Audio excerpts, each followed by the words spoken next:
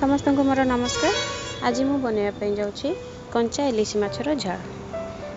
यही डिश मु नौ 4टी कंचा इलिशी माछर पीस एवं ताकू मु फास्ट कौन करी ना लुण एवं हलदी दे ताकू भल भाव गोल नेबी। माछटी भल भाव गोल सारा पर ताकू मु रखी कौन करी ना सोरिष जीरा एवं रसुणर भल भाव पेस्ट बनईदेवी। तापर मुझे कंचा लंका जीरा कटा टमाटो कटा पियाज आउ से पेस्ट तो ऑलरेडी हमें बनईचे आउ माछ लंका गुंड लुण एवं हल्दी गुंड। एबे हमें कौन करवा ना कड़ाई को गैस रे बसई गैस ऑन करवा एवं कड़ाई टिके गरम हो सारा पर से तेल दबा। तेलटी टिके गरम हो सारा पर से जीरा पकाइबा तापर कंचा लंका पकाइबा। कंचा लंका और जीरा टिके हो सारा पर से पियाज पकाइबा एवं ताकू भल भाव गोलाई नेबा।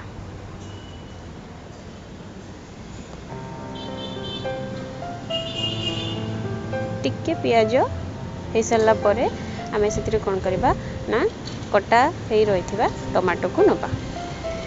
ताकू भल भाव टिके गोल सारा पर आम टमाटोटा को कौन करवा ना पियाज सहित भल भाव मिक्स करदेबा।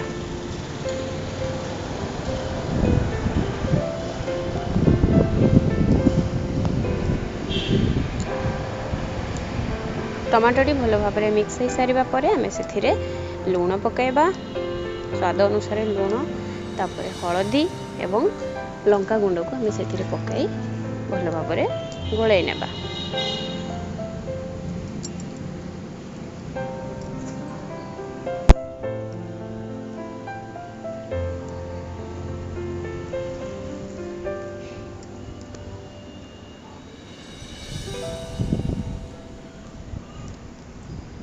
मसलाटी भल भाव हो सारा पर आम रखि पेस्ट टी को से पकेबा।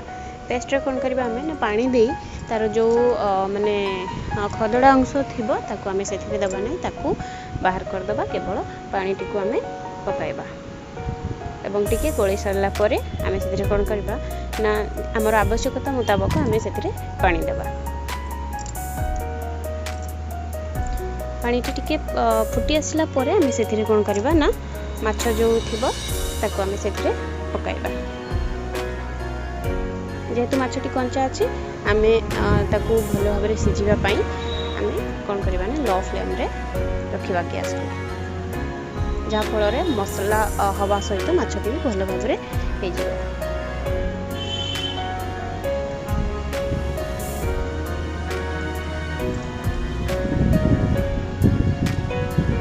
माछटी टिके हो सारा अधा हो सारा बेलू आम कौन करवा ना से आंबुल गोटे पकाइबा।